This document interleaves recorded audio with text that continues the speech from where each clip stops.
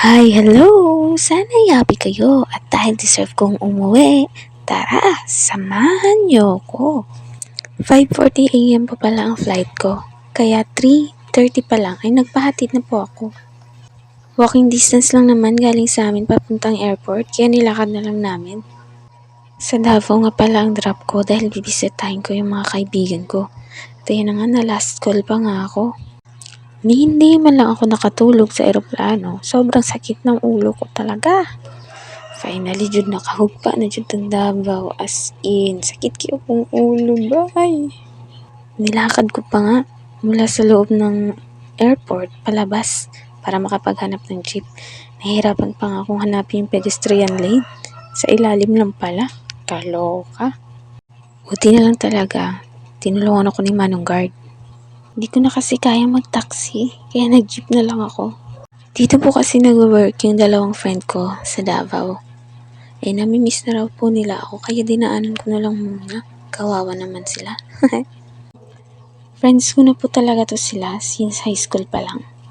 Hanggang ngayon, stay strong pa rin ang friendship namin. Kaya thank you Lord. Okay lang naman kahit konti lang yung kaibigan mo.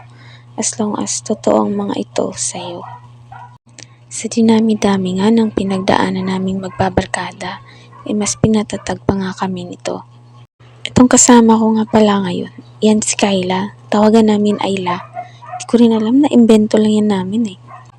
Pag ito ang naging sundo mo, expect mo na malilate siya. At dahil ayaw patalo ng isa, ayan, nagpapahintay din. Ayun, kita yung malaking babae na yun. Grabe, parang kailan lang. Noon, patakas-takas pa kami para gumala. Ngayon, takas-takas pa rin. Salamat sa Diyos at graduate naman kaming lahat. At lahat kami ngayon, alam niyo na, lumalaban sa buhay. After nga namin pinagod ang aming sarili, ayan, nag-aya ang dalawa na magsanggip daw. Kaya ayun, libre naman nila ako. Kaya go, let's eat. Nakakatuwa lang kasi noon, nakaschedule yan kung kaninong bahay kami kakain. Mag-aambagan kami ng pambili ng sardinas at itlog or di kaya corned beef. Yan na yung ulam namin sa pananghalian. At kapag napasarap ang chismisan, ayan, late na naman ang mga hito.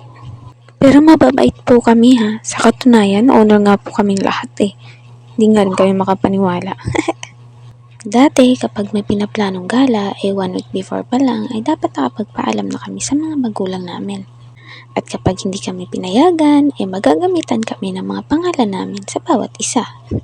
Gagamitin ko ang pangalan niya, gagamitin nila ang pangalan ko, lugi ako. Kahinaan kasi talaga namin lahat ang magsinungaling. Hindi kami nakakatulog pag ganyan. Kaya kapag may gala, payagan man o hindi, kapag nakapagpaalam, go pa rin. Ganyan kababaw mga problema namin noon. Hindi nga namin pinoblema yung mga lalaki na yan. O siya, sige, hanggang dito na lang po muna. Maraming salamat sa panonood. See you sa next video. Paalam. Bye!